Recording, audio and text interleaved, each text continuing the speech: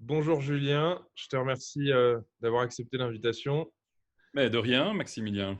Et puis pour commencer, juste avant, je vais te demander ton consentement pour pouvoir enregistrer et diffuser la vidéo. Est-ce que tu m'accordes ça?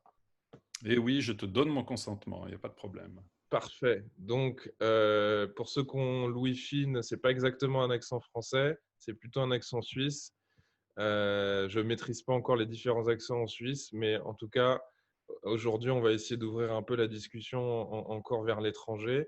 On a déjà fait les États-Unis, on va faire d'autres pays par la suite. Et voilà, si tu pouvais te présenter, nous dire un petit peu où tu travailles actuellement, et puis surtout repartir un peu sur où est-ce que tu as été formé, quelles Mhm. sont tes formations complémentaires, tes spécialités. Voilà, je te laisse Oui. commencer comme tu l'entends.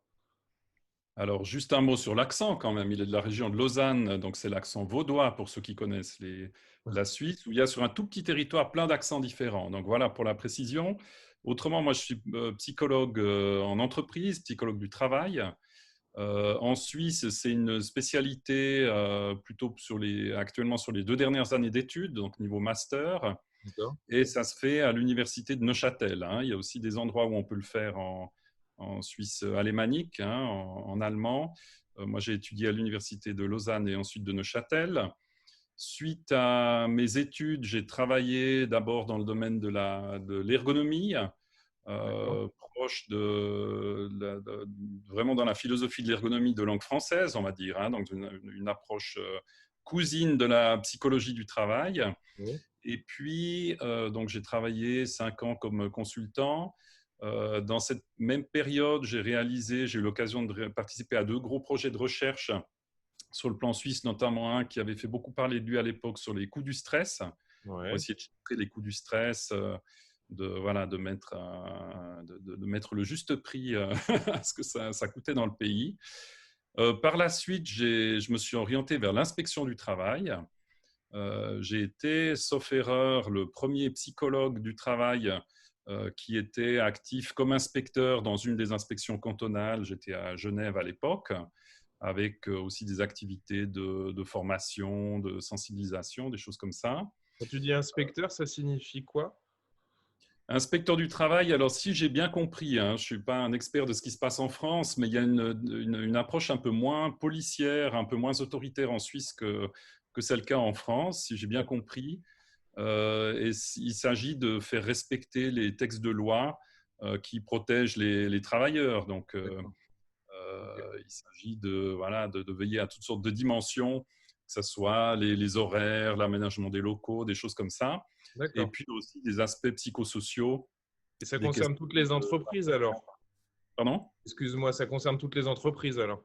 Ça concerne, oui, quasi toutes les entreprises. Certaines D'accord. ne sont pas forcément soumises, hein. Il y a des entreprises internationales qui échappent à une Ouais. partie de la loi, mais toutes les entreprises sont Mm. soumises effectivement. D'accord.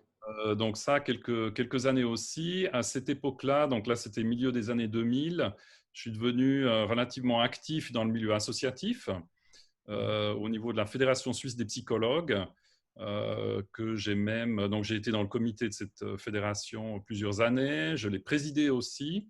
Et puis, à un moment donné, disons, on a beaucoup œuvré pour qu'une loi fédérale puisse protéger le titre de psychologue.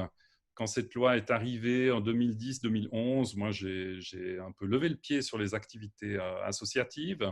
Mhm. Et puis, depuis 2009, ça c'est mes activités actuelles, j'anime ou je co-dirige, on va dire, une structure d'aide à la résolution des conflits dans D'accord. une grande administration, voilà, où n'importe qui peut, enfin j'en parlerai plus après, disons, où n'importe qui peut faire appel à moi et ma collègue pour des situations compliquées dans l'organisation. À côté de ça, j'ai quelques très petites charges de cours, hein, dans des hautes écoles de gestion pour des cursus RH par exemple ou des formations post-grade. Et puis à l'université de Fribourg aussi en travail social, plutôt sur des thèmes de santé au travail. Mais D'accord. j'ai développé une forme d'expertise, on va dire, sur Mhm.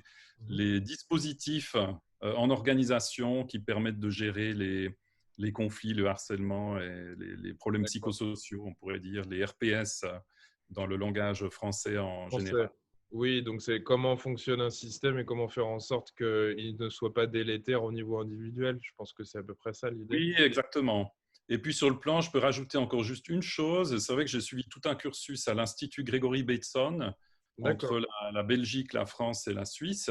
Il y en a un en Donc, Suisse? il y a aussi une antenne en Suisse, à Lausanne, D'accord. oui, Ok, d'accord. qui a été créée juste trop tard pour que je suive les cours là-bas, mais j'y ai aussi un peu travaillé d'ailleurs. Ouais. Et donc, j'ai tout un cursus plutôt systémique Palo Alto, hein, pour D'accord. ceux qui connaissent Ouais, ce ouais. jargon-là et les approches systémiques. Et ça a dû te servir, j'imagine, dans ton métier, pour comprendre Alors, une ça me sert organisation beaucoup. ou pour amener à modifier certaines choses. Ça sert beaucoup parce que d'une part, ça permet de considérer l'ensemble du système. Et puis, je trouve que c'est important, surtout en organisation, de ne pas forcément stigmatiser la personne qu'on a en face de soi. Et puis, ça permet aussi, disons, derrière, il y a toute l'approche de thérapie brève systémique. Donc, ça permet aussi d'avoir des outils, des manières de faire pour intervenir rapidement et puis engager des changements rapides. On n'a souvent pas un temps infini en organisation. S'il y a une urgence, quelqu'un qui vient nous voir, ben voilà, il faut Ouais. assez rapidement que la situation puisse évoluer. Donc, J'imagine déjà ce que certains auditeurs pourraient se demander, c'est un changement rapide, est-ce que c'est un changement durable? Ça, c'est une grande question quand même. Qu'est-ce que tu mhm. constates, toi? Est-ce que tu vois des limites parfois, ce genre d'application, concrètement, ou finalement Les... on fait une erreur d'associer la rapidité et une ouais. efficacité qu'en surface? Non, alors rapidité, ça ne veut pas dire efficacité. En Ouais. général, ce qui, enfin, au fil du temps, ce qui me réjouit de plus en plus, c'est plutôt les petits changements. Moi, ce qui me fait peur, c'est les espèces de grosses bascules Mhm. dans lesquelles on a l'impression que tout change d'un jour à l'autre. Et en général, il peut y avoir des effets, voilà, des effets en retour assez conséquents. Et puis, le changement me paraît moins stable que quand on procède par petits pas. Moi, j'ai plutôt la politique des petits pas, d'avoir une certaine modestie, hein, et de ne pas prétendre changer tout un système petit à petit. Par contre, là où je suis, ben, j'ai quand même presque 12 ans de recul. Et Ouais. je vois que si on plante des petites graines ou qu'on a cette accumulation de petits changements, Mhm. on peut arriver quand même à des changements plus conséquents. En général, on peut savoir si on a été efficace que sur le moyen ou long terme. Donc, D'accord. ça m'est arrivé, par exemple, de croiser un cadre, hein, dans la rue, comme ça, qui avait été impliqué dans une démarche 3-4 ans auparavant, qui n'avait pas été très content sur le moment de se faire quand même un tout petit peu tordre le bras, on va dire, hein, être contraint de participer à cette démarche ou de faire un certain nombre de choses. Et puis qui me disait tout à coup dans la rue, ah mais quand même, il faut que je vous dise, depuis, j'ai réalisé avec le recul que j'abordais plus les choses de la même manière, que ma façon de gérer avait évolué. Et puis, dans ces cas-là, je peux me réjouir qu'il y ait eu des changements. Donc, par nature, je suis plutôt méfiant et Ouais. plutôt, disons, il me faut un certain recul et puis un certain nombre d'éléments pour me réjouir des succès. Ouais. Euh, Méfiance que je partage volontiers avec les personnes que j'accompagne dans les changements pour pas non plus qu'elles se réjouissent trop vite et qu'elles baissent leur garde Oui, et que puis le je comprends. naturel revienne au galop. Ça me fait penser en thérapie familiale où finalement les gros changements sont parfois inquiétants parce qu'on peut se douter que la famille va reprendre très rapidement un fonctionnement qu'elle avait avant. Une Mhm. partie a obéi entre guillemets à la commande. Et puis, il y a des mécanismes, comme tu le sais bien, en systémie d'homéostasie qui vont faire qu'on va Bien sûr. revenir à un équilibre et qui est parfois même encore plus rigide parfois. Ah D'autant ouais. que je ne sais pas qui te demande d'intervenir, mais je pense que ça fait partie du cadre. On en avait un peu parlé avec Gilles Rioux. Qui est-ce qui Mhm. demande finalement? Donc, ceux d'en bas en bas de la pyramide, pour être un peu schématique, vont pouvoir obtempérer. Et puis, on peut imaginer qu'après ton départ, ça reprenne un équilibre si le changement a été trop violent d'une certaine manière, quoi. Ouais, Oui, c'est exactement ça. Alors, dans les faits, n'importe qui peut faire appel à cette structure dans laquelle je travaille. ouais, Et dans les faits, et ça, c'est à mon avis une forme de réussite aussi. On constate qu'il y a des gens vraiment de tous les niveaux hiérarchiques de l'administration qui viennent faire D'accord. appel à nous. Donc ça, c'est un indicateur qui est important pour moi, Ouais. de voir qu'il y a une forme de confiance ou de crédit qui est accordé par des gens qui sont dans différentes fonctions, différents rôles, et puis voilà, du dirigeant au bas de l'échelle, je vais dire, pas forcément de l'échelle hiérarchique, mais aussi de l'échelle des types de contrats, hein, des gens qui sont auxiliaires en stage. Donc, ces personnes-là, on les voit aussi. D'accord. Et ça, c'est toujours la même trajectoire, que ce soit quelqu'un d'en haut ou d'en bas qui demande. Finalement, tu constates pas de différence? Parce que je me dis que on peut avoir, d'une certaine manière, on t'invite dans un système qui tourne peut-être en rond ou qui présente un Mhm. blocage aux yeux de certains. Et donc, tu Mhm. pourras être considéré comme un agent pathogène qui vient fouiller et regarder, alors que tout le monde n'a pas Mhm. demandé à ce que tu viennes à la base, tu vois? Donc, je me demande comment ça se passe, mais Alors, ce que ça se passe, c'est en tout cas que c'est différent à chaque fois. Donc, il y a un temps qui est très, très conséquent, qui est consacré à réfléchir à ce qu'on fait, hein. Des fois, il va peut-être me falloir 2 heures de réflexion ou d'intervision ou supervision, selon les cas, pour arriver à imaginer voilà, la stratégie que je vais avoir dans l'entretien suivant et ce que je vais proposer de faire. Dans les démarches, les personnes sont toujours actives. Donc, par définition, ce n'est pas moi qui vais, évidemment, je vais l'encadrer, je vais proposer des choses, mais ce n'est pas moi qui vais faire ces choses-là. mhm. À tel point que je suis fier, même parfois, de dire, si on me reproche de ne rien avoir fait, je précise que c'est une fierté et que ce n'est pas moi qui fais, mais que je fais en sorte que les autres puissent faire et puis puissent jouer leur rôle. Et voilà, donc il faut, oui, pour répondre à ta question, il n'y a pas de différence fondamentale pour moi selon qui est à l'origine de la demande. Ouais.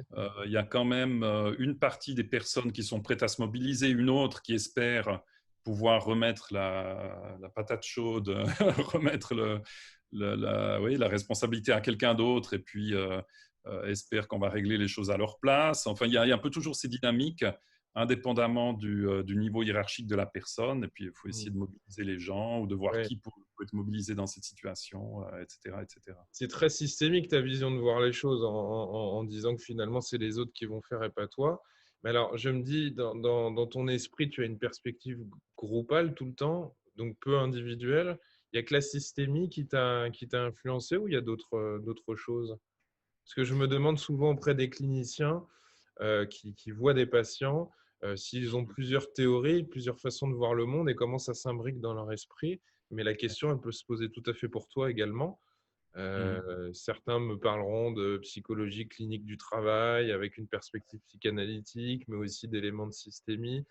Mhm. Est-ce que tu as d'autres inspirations, ou finalement la systémie c'est ta base et puis Moi, je dirais que les inspirations, enfin, j'ai beaucoup d'intérêt à lire toutes sortes de littérature sur le travail et beaucoup de choses m'inspirent ou m'intéressent, mais je fais quand même la nuance. Souvent, je trouve que certaines analyses, j'ai pas les moyens ou pas le temps de les mener, en fait. Donc, il y a des analyses extrêmement poussées, parfois des études de cas, par exemple. Moi, je m'en tiens à la systémique, on va dire, pour ce qui est d'amener le changement. Et puis, c'est clair que la systémique elle-même, en tout cas la systémique que je pratique, n'amène pas de réponse sur le contenu des choses, hein. Donc, si on se pose la question du pourquoi tout ça est arrivé, on n'a pas la réponse. t'intéresses au comment, à mettre en route le processus. Voilà. Voilà, exactement. Et par contre, le pourquoi arrive peut-être après, hein. On est un peu à rebours de ce que certaines personnes prônent, hein. On a beaucoup de gens, même dans la société en général, imaginent qu'on doit d'abord analyser un problème et découvrir sa cause pour pouvoir ensuite Mhm. le faire évoluer ou le résoudre. Et mon constat, en tout cas, dans cette pratique que j'ai, c'est que c'est plutôt le contraire que je pratique, hein. J'essaye d'amener, disons, de débloquer les cercles vicieux, d'amener un changement. Et c'est souvent dans un deuxième temps, une fois que le changement s'est amorcé, que les personnes commencent à voir les choses différemment et Ouais. puis sont prêtes à avoir une discussion de fond. Mmh. Si j'essaye d'amener trop vite cette discussion ou de convaincre une personne qu'elle fait fausse route ou que déjà il y a une forme de prétention parce qu'elle laisse entendre que je saurais ce qu'il faut faire dans un système Oui. complexe où on n'est jamais sûr de rien. Et puis, deuxièmement, c'est extrêmement difficile de casser, entre guillemets, les représentations d'une personne quand on la connaît depuis 5 minutes. Donc, j'essaye, c'est aussi en ça que je trouve la démarche agréable, c'est que les grands questionnements viennent souvent dans un deuxième temps quand on a déjà pu tisser un lien avec la personne et puis que déjà un certain nombre de changements sont apparus. Bah, je me retrouve à 200% dans ta façon de bosser, puisque un point commun qu'on a, c'est la systémie. Et je me dis que finalement, la passerelle, elle est finalement peut-être assez simple de la thérapie familiale à l'organisation. Il y a certainement, évidemment, des ajustements à faire, mais tu décris parfaitement une démarche systémique. Ça me paraît très clair. Mhm. Alors, je vais t'amener peut-être vers des questions de profession. Mhm. Euh, donc, la Suisse, est-ce que vous avez un code de déontologie? Est-ce que vous avez un ordre? C'est les questions que je me pose souvent. Oui. Comment ça se passe avec la FSP? Donc, je me Mhm. demandais plus largement comment était le métier pour vous en Suisse? Comment tu te le représentais? Est-ce que tu peux nous en parler un petit peu? Alors, ce qu'il faut déjà que je dise, c'est qu'en tant que psychologue du travail, et ils sont relativement peu nombreux en Suisse, Ouais. je suis un privilégié qui voilà, n'a pas dû jouer de trop des coudes pour trouver un travail. Voilà. Donc, Comment ça se fait d'ailleurs? C'est peu développé en Suisse. On a l'habitude que ce soit les frontaliers qui viennent travailler, je sais pas. Tu- non, c'est relativement peu développé. J'ai de la peine à savoir pourquoi. Il y a aussi un effet qui est lié à ce que les psychologues du travail le sont plutôt de formation, c'est plutôt le diplôme. Ensuite, quand on entre dans la vie active, on occupe souvent une fonction qui porte un nom différent que psychologue. On va par D'accord. exemple Ouais. responsable formation, responsable développement, responsable Ouais. RH. Donc, il y a une énorme proportion des psychologues du travail qui ensuite Ils changent disparaissent des d'identité. radars, on va dire, ou sont moins visibles. Ils changent d'identité, quoi. D'une Oui, certaine il y a une manière. question d'identité et ça pose des questions aussi en termes d'association professionnelle. Exactement. Voilà. Je me disais, c'est Voilà, vers c'est que difficile de réunir les psychologues du travail autour de cette étiquette parce qu'ils vont plutôt avoir envie de se réunir en fonction du champ d'activité qu'ils ont, hein. Donc, si des gens sont dans je sais pas, spécialistes du recrutement ou des ressources humaines, ils vont se retrouver dans les associations RH, Ça pose etc. des questions finalement sur. On s'occupe des RH, on peut venir de différents univers. Donc ça renvoie à la question de la spécificité d'être psychologue du travail. Qu'est-ce que ça implique précisément? Je me Oui, demande c'est ça. souvent, parfois on tient le même tournevis, mais on n'est Ouais, pas tous, on le conceptualise pas de la même manière, on l'utilise pas de la même manière quand même. exactement. Et puis, à mon avis, et ça va peut-être hérisser certains poils que je dise ça, Ouais, mais on est à la limite aussi dans la psychologie du travail avec le fait que les psychologues soient tous actifs dans le secteur de la santé, ou se préoccupent tous de la santé des personnes. Là, on retrouve des gens qui sont psychologues du travail, qui vont être par exemple dans le marketing, qui vont utiliser leur savoir sur le comportement humain pour développer des choses en organisation qui n'ont pas forcément ou pas forcément comme objectif d'améliorer la santé de l'individu. Donc, on a comme aussi ça, tu cette... repositionnes le psychologue comme auprès de la santé. Et il n'y a pas ouais. que les cliniciens qui s'occupent de la santé individuelle, il y a des gens comme toi qui s'intéressent à la santé du salarié ou de l'organisation si on est dans une perspective groupale. C'est ça que tu veux dire? Oui, alors il y a toute une partie des psychologues du travail qui se préoccupent de santé ou qui sont dans le domaine, moi je suis dans le domaine très large de la santé au travail, on pourrait dire, mais il y en a quand même une part qui font des choses qui n'ont aucun lien avec la santé. Hmm. Donc voilà, C'est une ça, question que je me posais avec Gilles Rio, justement, c'est qu'on en arrive à se demander si finalement les psychologues du travail n'étaient pas aussi des cliniciens, Mhm. cliniciens du groupe ou du travail ou de ce qu'on veut. En tout cas, j'en arrivais à dire avec lui que peut-être c'est de la psychologie clinique dans le champ du travail, tout simplement. Voilà. Donc c'est très intéressant parce que finalement, parfois on dépouille les CV de personnes qui sont sur les mêmes genres de postes et ils viennent d'horizons différents. Mhm. Oui, tout à fait. Il y a vraiment La limite est ténue et il y a vraiment dans certains entretiens que je mène, je me dis que je suis à la limite de la psychothérapie, hein, pour être très honnête. Il y a des questionnements, des pratiques qui sont très proches. Et puis, évidemment, que si je franchis trop la limite, je vais orienter la personne ailleurs, hein, mais je ne peux pas mener en organisation un suivi Mm. trop long sur ce plan-là. Mais voilà, on amène quand même des personnes à changer, à évoluer, à se questionner. Donc, la limite est assez ténue pour moi. En tout cas, si tu te poses la question d'une limite, c'est déjà très bien, je pense. Hmm. Alors, bon, moi, on a déplié sur quelque chose, mais si on revient donc Et on a finalement à la profession en Suisse. ouais.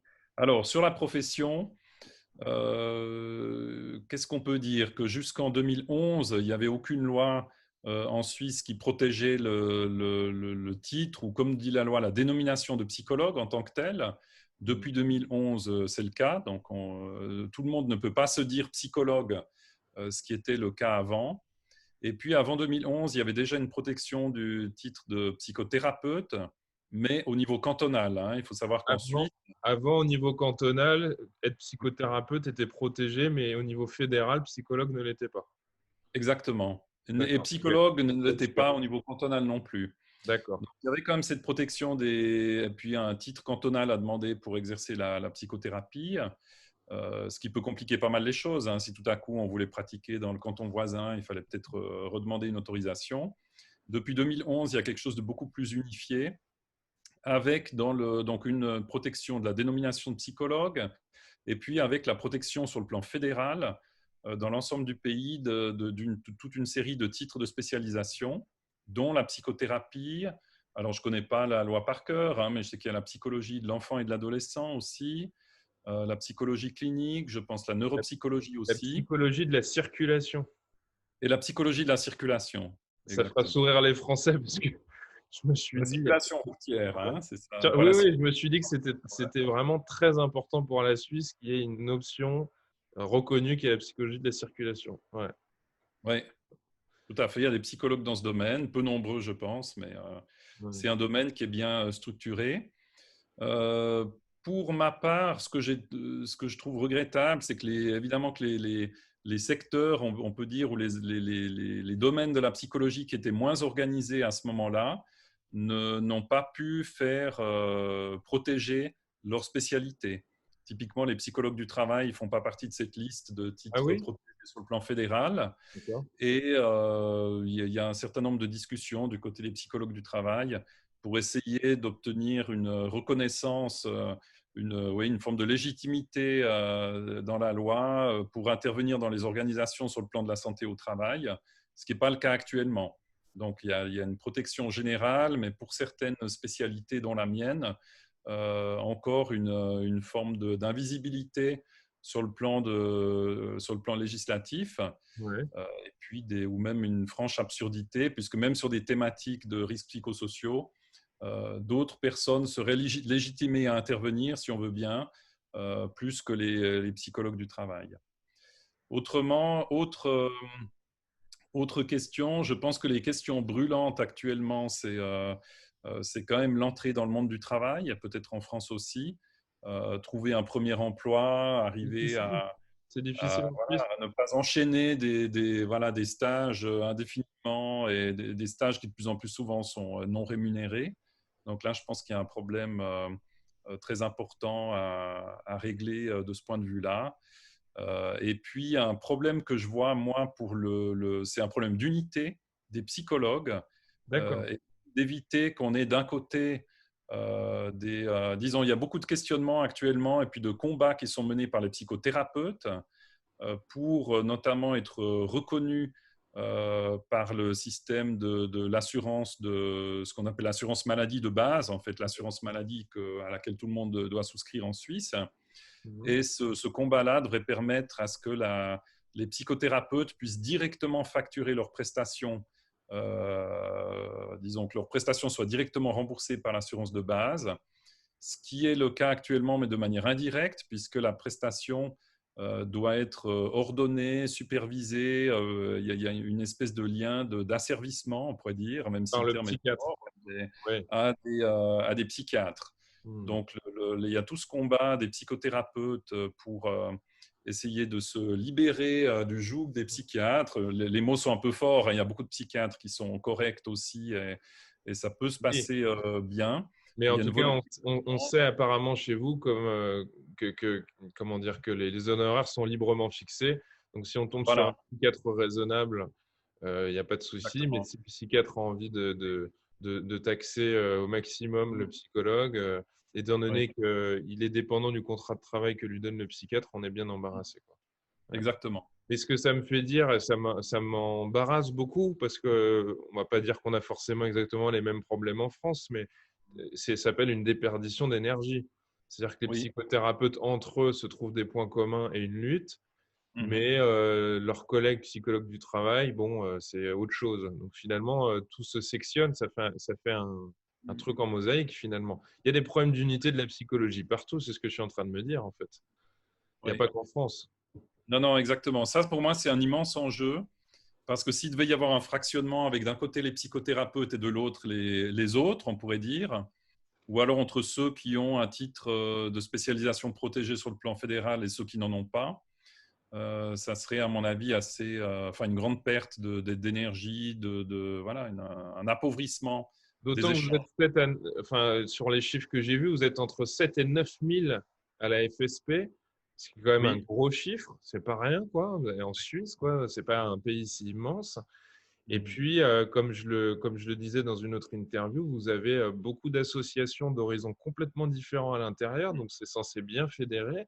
Et je me oui, dis, enfin, moi, quand j'ai lu ça, avant d'avoir la première interview avec ta collègue suisse, je me suis dit, bon, je pense que ils ont, entre guillemets, le pouvoir de négocier, puisqu'ils ont mhm. réussi à se fédérer. Et a priori, se fédérer n'a pas suffi. Et ça me fait un peu sourire, c'est mon interprétation, mais je me dis que finalement, si tu veux fédérer les psychologues, il ne faut pas sous-estimer leur pouvoir de clivage ou de séparation ou d'éloignement entre eux, entre frères, entre sœurs, où Oui. d'un seul coup, ça fait des petits morceaux. Et le psychologue du travail et le psychothérapeute, bah, finalement, ils ont chacun leur lutte. Et je trouve ça triste finalement parce qu'on utilise le mot de psychologue, mais est-ce que ça donne une vraie force cohérente après dans le concret? J'ai l'impression que c'est compliqué aussi chez vous, quoi. Alors c'est compliqué. En revanche, moi je serais moins pessimiste que ça, puisqu'il y a quand même, enfin disons, pour faire accepter une loi fédérale qui protège la profession, Vous avez ça réussi en nécessite une 2011. énergie assez démentielle, hein. Moi, disons, j'ai vécu de l'intérieur les 5 ans qui ont précédé le vote sur la loi. Et donc, ça a nécessité beaucoup d'énergie dans une association, d'une fédération qui n'était pas si ancienne que ça, hein. Elle avait, je pense, 20 C'est ans à l'époque, ou 25 ans. 87 de mémoire. Je crois qu'elle est. 87, la C'est moi qui création. te donne la date, mais parce Oui, que j'ai oui, c'est regardé il y ça, a c'est quelques jours et 87. je crois que c'est 87. Et actuellement, moi, je trouve qu'il y a eu une grande. Ça, les membres ne s'en rendent pas compte, hein, mais moi, je suis Ah bah, toujours un peu dis-le. ça. Je suis dans une commission, je préside la commission de gestion de la FSP, donc j'assiste aussi aux assemblées à ce titre-là. Et il y a eu vraiment toute une professionnalisation de la communication. Il y a des lobbyistes professionnels, hein, qui sont employés par la fédération pour faire passer les messages, des liens avec le monde politique qui sont beaucoup plus étroits qu'il y a un certain nombre d'années. Donc, il y a toute on Tout pourrait ce dire que une la toile, France, tout ce une que la toile qui est en France, place. ouais, ouais. Tout ce que la France peut vous envier finalement. Ouais, C'est-à-dire que vous avez compris qu'il fallait communiquer, qu'il fallait discuter entre vous et avec l'extérieur, et ouais. il y avait une question politique obligatoirement à laquelle il faut enfin, qu'il faut pouvoir intégrer, quoi, si on veut avoir une existence sociétale, sociale, quoi. Hmm. Moi, j'ai vécu, pour la petite histoire, je pense en 2006 ou 2007, le moment symbolique où pour la première fois, la FSP avait été entendue dans le cadre d'une modification législative assez mineure, hein, mais pour la première fois, la FSP était invitée formellement par les autorités pour être entendue au même titre que d'autres associations, notamment de psychiatres. Ah, c'est Et intéressant parce que tu je me sais souviens de peut-être. l'excitation, du fait qu'on avait tous mis des costards cravates pour aussi jouer sur l'image et puis de donner vraiment une image de professionnalisme, d'avoir quelque chose de bien ficelé avec des graphiques, des chiffres, etc. Et actuellement, une quinzaine d'années plus tard, ou même un peu moins que ça, 13 ans plus tard, on est vraiment dans une logique complètement différente où la FSP et un interlocuteur à part entière des autorités. Je pense que c'est difficile quand on est un simple membre de se rendre compte de tout ça, mais il y a une évolution qui est progressive, qui est lente, mais qui va vers le meilleur, je pense, sur Ouais. le poids des psychologues dans le débat politique. Ce que vous faites, c'est évident qu'il fallait le faire, mais c'est d'autant plus rageant pour moi de me dire qu'en France, on ne veut pas avoir encore cette culture, à un Mm. moment donné, de travailler tous ces points-là. C'est-à-dire qu'il y a malheureusement encore des regroupements qui le disent en off, la communication, on s'en fout. Ben Oui. non, en fait, on s'en fout pas, parce qu'après, il faut pouvoir négocier, être présent, faire passer un message cohérent, etc. Donc, je trouve ça assez beau et je vous envie d'avoir mis ça en place. Alors après, certains membres n'ont peut-être pas envie de le voir, mais justement, l'intérêt de ces vidéos, c'est peut-être aussi de voir, par la comparaison, que Mm. notre propre système a ses limites et puis qu'il a peut-être évolué. Ouais. J'avais essayé aussi, quand j'étais dans le comité de la FSP, de tisser des liens avec les Français, les Belges, voilà, d'avoir plus d'échanges. Tu as essayé. Ça veut dire quoi essayer? Alors, ça avait marché quelques années, hein. Il y avait eu beaucoup d'échanges avec la FFPP en France. Les trois pays contribuaient enfin, collaboraient pour la mise sur pied d'un congrès. Ça s'appelait les Entretiens de la psychologie. Je crois que ça Ouais. existe toujours, même si c'est peut-être plus fait par les trois pays. Et puis, il y Ah avait oui. quand même aussi l'idée qu'on puisse profiter des regards étrangers pour amener des prophètes de pays voisins qui puissent faire passer des messages qu'on n'arrive pas à faire passer Ouais. soi-même dans son pays, hein, et ça pouvait aller dans les deux sens. Et ça, c'est quelque chose qui, à mon sens, s'est perdu ces dernières années, qui serait intéressant de renouer. Bah, finalement, tu vois, c'est un peu l'objectif avec ces entretiens. C'est-à-dire que moi, j'étais parti avec des questions en France. Puis très rapidement, je me suis dit deux choses. Il y a des gens qui parlent français en Italie, en Allemagne, aux États-Unis, en Belgique, en Suisse, etc. Donc, autant aller jusqu'au bout, parce que ça va nous permettre de ne plus rester entre nous, mais de comprendre un peu des questions qui peuvent dépasser nos frontières. Et Oui. puis, je me suis dit, on va pas rester qu'avec des cliniciens. Ce serait bien d'avoir d'autres personnes, parce que parler d'unité de la psychologie tout en restant entre soi, c'est un peu triste. Donc, j'espère que ça contribuera un peu à ça. Mais je voulais déjà te remercier, on va continuer, mais je voulais quand même te remercier, faire une parenthèse, parce que tu fais partie de la FSP et tu as accepté très volontiers de faire cette entrevue. Malheureusement, on n'a pas la même culture en France. Donc, à l'heure qu'il est, tu dois être la 14e vidéo que je fais. D'accord. Et je n'ai aucune personne participant à quelconque association, fédération, syndicat ou quoi que ce soit qui ne veut prendre la parole. En fait, ils le veulent tous individuellement, mais Mhm. à chaque fois, ils me disent, je ne peux pas prendre la parole publiquement, je n'ai Mhm. pas l'aval de mes supérieurs, je ne veux pas créer un conflit alors que j'ai pas de conflit à apporter, mais je ne veux pas que ça fasse problème. Donc, je voulais quand même souligner le courage des Suisses pour le coup, mais après, on est dans un autre système et c'est peut-être plus compliqué en France. Et puis, j'espère que d'ici quelques semaines, j'aurai un contre-exemple et que ce que je suis en train de dire sera invalidé et que des gens pourront venir parler, même s'ils font partie d'un regroupement. Parce que c'est Oui. notre problème en France, c'est qu'il faut faire partie d'un regroupement qui fait contre-pouvoir. Et Mhm. c'est pour ça que je fais ces vidéos, c'est que je tends le micro à tout le monde et qu'il y a Mhm. des gens qui me disent, mais moi, je ne fais partie d'aucune association. Et je leur dis, bah, c'est très bien, c'est pas grave, Mhm. c'est pas un problème. Donc finalement, la Suisse, j'arrive pas bien à savoir, alors, enfin, je le vois de plus en plus, mais j'ai du mal à comprendre l'état de santé des psys, parce que finalement, vous n'êtes pas beaucoup de psys du travail, donc ça me peine un peu ce que tu peux dire en termes de représentation. Et les psychothérapeutes m'ont l'air empêtrés dans des difficultés. Apparemment, ça fait 2, 3 ans qu'ils sont en attente d'une réponse sur une ordonnance, ou même 5 ans. Ah oui, ah oui, c'est ça. Donc, je m'attendais à quelque chose de plus simple en Suisse, de plus évident. Et en fait, ça me paraît vraiment pas facile non plus, quoi. Oui, il y a quelque chose d'un peu paradoxal, hein, où il y a peut-être une accessibilité des autorités qui me paraît assez grande en Suisse, hein. C'est pas difficile en soi voilà, de pouvoir mener des discussions. Il y a même eu des échanges, voilà, entre la présidence actuelle de la FSP et puis certains conseillers fédéraux, donc ça serait les ministres ou même le Ouais. président en France. Donc, il y a une forme d'accessibilité, mais c'est vrai qu'il y a aussi un poids des institutions qui fait que les choses évoluent relativement lentement. On est prudent, voilà, Hmm. on- les choses ne vont pas vite. Et puis, il faut aussi parfois apprendre à bomber le torse et gonfler les muscles. Et là, ces dernières années, les psychologues, à plusieurs reprises, ont pu se faire entendre, mener des actions publiques, on va dire, Ouais. hein, des manifestations, ou des recueils de signatures, hein, des formes de pétitions. Et ça, à mon avis, ça a fait bouger les choses de manière assez forte. Mhm. Donc, on voit qu'il fallait aussi que les psychologues acceptent de sortir de leur retenue habituelle et puis se rendre beaucoup plus visibles. Le code de déontologie, finalement, c'est un outil propice pour pouvoir faire unité chez vous ou pas? Euh, Est-ce qu'il te parle, par exemple, le code de déontologie? Je te dis ça, je t'explique pourquoi ma ouais. question est peut-être un peu alambiquée, mais j'ai pu avoir une interview avec un psychosociologue et il Mhm. me disait finalement, je ne sais pas si on a été, si on a participé à la création, nous, psychosociologues, de ce code de déontologie, puisque si je fais un peu vite l'échange qu'on a eu, il avait plutôt l'impression que ça s'adressait à des cliniciens classiques qui reçoivent des patients.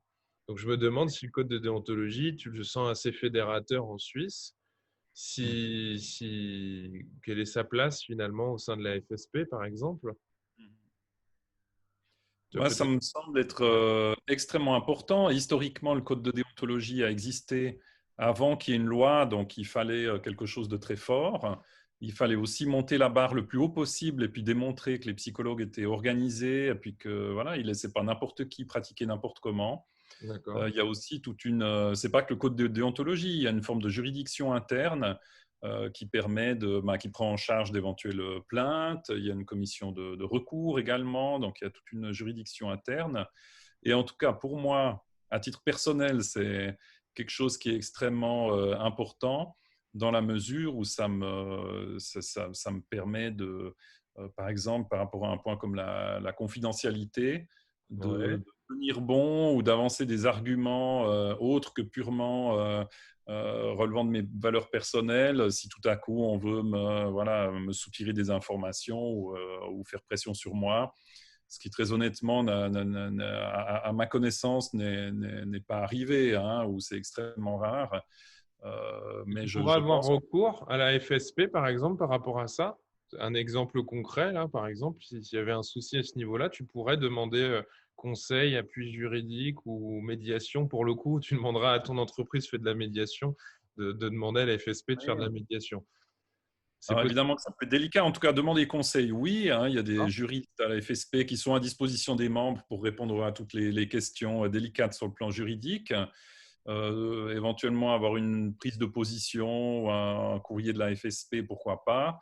D'accord. Après, je ne pense pas que la FSP viendrait témoigner pour moi au tribunal ou des choses comme ça, ou s'engager dans un bras de fer contre mon employeur ou quelqu'un d'autre. D'accord. Mais je pense qu'il y a un appui fort. Et du fait que maintenant il y a une loi fédérale qui reprend quand même un certain nombre d'éléments de ce code de déontologie aussi, je pense qu'on est quand même assez fort de ce côté-là. Donc c'est vrai que la période où les médecins, par exemple, étaient bien protégés dans la loi, hein, pour leur secret médical, et puis où les psys étaient un petit peu à trembler avec leur code de déontologie à eux, est révolu. Maintenant, il y a une protection beaucoup plus forte. Ça, Et c'est ça, pour moi, c'est absolument central. c'est très intéressant parce que c'est probablement vers ça qu'il faudra pouvoir aller un peu de notre côté en France. Mhm. Vous pouvez être amené à recevoir des plaintes du public par rapport à un membre. Oui, tout à fait. Oui. Et j'imagine que ce n'est pas facile à gérer, mais peut-être que vous avez des procédures qui permettent Mhm. de, comment dire, de traiter cette information d'une manière intéressante. Alors, il y a donc une commission qui s'appelle, sauf erreur, commission de l'ordre professionnel, qui prend en charge ces plaintes et qui peut proposer aussi, qui systématiquement propose l'accès à une commission de conciliation D'accord. Donc, il y a aussi possibilité de discuter des problèmes et puis de ne pas uniquement instruire des plaintes de manière formelle. Donc là aussi, la fédération met à disposition des moyens Mm. pour faire en sorte que les choses soient réglées de la manière la plus souple, rapide et indolore possible. Bonjour le Ouais, chat. ouais. Et Il écoute un peu. oui, oui, je sens qu'il est attentif aux questions de déontologie. Donc là, il y a un système qui permet quand même de prendre en charge ces choses-là. D'accord. Ok. Comment ça se passe la collaboration avec les médecins? Est-ce que c'est compliqué? Parce que j'ai l'impression que maintenant, comme vous pouvez aussi prétendre à certains éléments que vous n'aviez pas avant, je me dis que les échanges sont peut-être plus détendus avec la médecine. Je ne sais pas si ça te concerne cette question, mais on a Ça, une ça, crainte en France, pour tout te dire, on a une crainte en France que si on devait monter un ordre, beaucoup ont cette crainte, hein, que ce serait les médecins qui géreraient l'ordre des psys. Alors moi, je me dis, en même temps, les boulangers ne gèrent pas l'ordre des kinésithérapeutes, donc je vois pas Mhm. pourquoi ce serait les médecins, mais il y a cette crainte. Est-ce que Ouais. ça a permis un dialogue plus agréable, plus juste? Moi, c'est ce que je pourrais imaginer, que vous paraissez plus sérieux. Vous Mhm. paraissez, hein, vous n'êtes pas plus, mais vous paraissez plus sérieux peut-être aux yeux des médecins. Mhm. Je pense que dans la pratique, ça n'a pas forcément changé beaucoup de choses pour Ouais, moi, hein. Peut-être dans le domaine de la psychothérapie, ça change le rapport de force et le dialogue avec les médecins psychiatres notamment.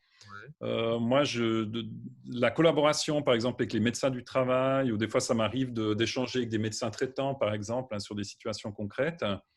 Je le trouve très, très, très bon. J'ai quasi jamais eu de soucis d'être pris de haut ou qu'on veuille m'imposer des choses. Évidemment que sur la masse et statistiquement, il y a toujours un ou deux médecins qui estiment être au-dessus des lois, au-dessus des Ouais, règles. Et ça m'est absolument. arrivé évidemment de croiser ce genre de personnes qui Mm. estiment que tout devrait dépendre d'eux, qui devraient décider absolument tout. Mais on arrive presque sur des dimensions voilà, de personnalité ou de Oui, psychopathologie dans certains cas. Et statistiquement, voilà, c'est pour moi, c'est normal. pas une profession en tant que telle. Ouais, Donc, j'ai ouais. l'impression dans mon domaine qu'il y a une bonne collaboration. Mm. Les médecins du travail, ce qu'il faut savoir, c'est qu'en Suisse, ils sont extrêmement peu nombreux, encore beaucoup moins nombreux que les psychologues du travail. On Donc, s'intéresse il pas y a au pas travail alors. On s'intéresse pardon? pas au travail en Suisse finalement. Il n'y a pas assez de psy du travail, pas beaucoup de médecins du travail. C'est étrange ça. Il y a une approche en santé ou sécurité au travail qui est très axée sur l'ingénieur et le chimiste, on pourrait dire, sur les aspects plutôt techniques, technico-chimiques, un peu calqué sur le système allemand. Et puis un peu de médecine du travail, mais il y a très peu de médecins du travail. Et je ne sais pas, ils sont peut-être un tout petit peu plus d'une centaine sur le plan suisse, hein, ceux qui sont actifs en tant que médecins du travail. D'accord. Et ça signifie que enfin, moi, j'ai de très bonnes ententes avec beaucoup de ces médecins du travail. Ils font des choses intéressantes. Il y a pas moi, je ne vois pas de concurrence ou de soucis à ce niveau-là. Ouais. Même si, évidemment, il y a des liens de subordination. S'il y a une unité de santé au travail dans une organisation, et s'il y a un médecin du travail, c'est peut-être le médecin qui va être chef de l'unité et pas le psy. Évidemment qu'il y a ces Ouais. choses-là. Et voilà, D'accord. on peut l'imaginer. Si tu avais la possibilité, je ne sais pas comment tu vas répondre à la question, tu n'es pas obligé, mais si tu avais la possibilité avec une baguette magique de changer des choses pour ta profession en Suisse, tu ferais quoi? Qu'est-ce que je ferais? Peut-être que je ferais en sorte, là, je vais peut-être être politiquement incorrect, mais il y a quand même je trouve une forme d'isolement, hein, dans la profession de psy. On est souvent seul de notre côté, dans un cabinet ou dans une organisation, une institution. En tout cas, une majorité. C'est un peu Se- ce que m'a dit ta collègue suisse aussi, donc ça va commencer à devenir une récurrence. Ouais. Et puis, je trouve qu'il peut y avoir quand même une tendance à être un peu nombriliste, on va dire, et puis à s'autoflageller ou à baisser les bras rapidement. Donc, s'il pouvait y avoir un peu plus voilà, d'ouverture, de solidarité, et puis d'ouverture à des démarches, des fois peut-être un petit peu plus osées, ou voilà, on a une forme de retenue ou d'autocensure que je trouve assez Hmm. forte. Donc, je nous souhaiterais plus d'audace, plus de courage, et puis ce qui ne veut pas dire être agressif ou tout casser, mais d'être voilà, C'est une acceptation. d'oser assumer nos compétences et puis notre valeur ajoutée, on va dire. C'est une acceptation de la hiérarchie ou de l'autorité, ce serait ça un peu qui serait assez fort en Suisse ou c'est des Je concepts un peu pense que idiots que je c'est sors? quelque chose qui m'arrive aussi dans mon travail. J'ai presque l'impression d'être souvent un spectateur, en fait. Mhm. On est là pour intervenir dans les problèmes des autres. Et puis, on a vite fait de se sentir un petit peu à l'écart, un peu spectateur, ou avoir l'habitude de garder les choses pour soi, de gérer la confidentialité. Et Mhm. c'est des fois difficile c'est un peu comme la problématique des banques privées en Suisse. Hein. Les banques privées, quand c'est intéressant de voir les publicités qu'elles font paraître, où il y a une forme d'ambiguïté à se mettre en avant soi-même, alors qu'on prône là, quelque part une forme de secret, de discrétion ou de confidentialité.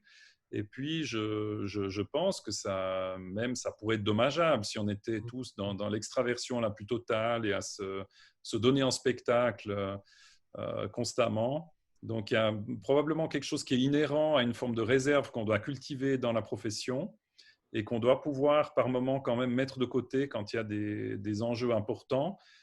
Et puis arriver à mettre aussi de côté les guerres de chapelle, à ne pas toujours voir ce qui nous sépare, mais aussi les grands enjeux qui nous rassemblent pour se rassembler dans ces moments importants. Ouais. Je- J'ai encore quelques petites questions, ça va être rapide, mais je me demandais, la question est toujours un peu bizarre, mais est-ce que tu as une idée de ce que pourrait devenir la profession de psychologue en Suisse d'ici une dizaine d'années? Tu vois ça comment? Est-ce que tu as une image déjà? Alors, je ne me suis jamais posé la question en ces termes-là. Elle est J'ose chiante. espérer Cette que... question n'est pas agréable en fait. Ouais. Moi, j'imagine qu'il y aura toujours des psychologues dans 10 ans. La D'accord. question que je me pose, c'est du fait qu'il y a maintenant une protection légale hein, des titres. Et dans quel état sera la fédération? Je pense qu'il y a un risque réel, qu'il y ait un affaiblissement, que beaucoup de gens se disent bah, tiens, je suis reconnu, j'ai mon diplôme fédéral, donc je ne vais pas dépenser trop d'argent pour des associations dont je ne sais peut-être pas très bien ce qu'elles font et si elles vont m'être utiles. Et puis, moi, je suis très curieux de voir aussi comment va s'organiser un peu la nouvelle génération de psy qui arrive. Je vois qu'il y a vraiment une espèce de séparation quand même. J'ai découvert hier soir, voilà, c'est un bon exemple, qu'il y avait Ouais. une plateforme qui s'appelle Psy Solidaire, qui existait sur Internet et sur WhatsApp, Ouais. et qui réunit 400 jeunes psychologues de Suisse romande.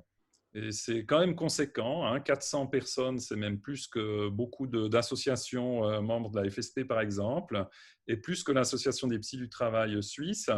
Ouais. Et je n'avais jamais entendu parler de cette plateforme.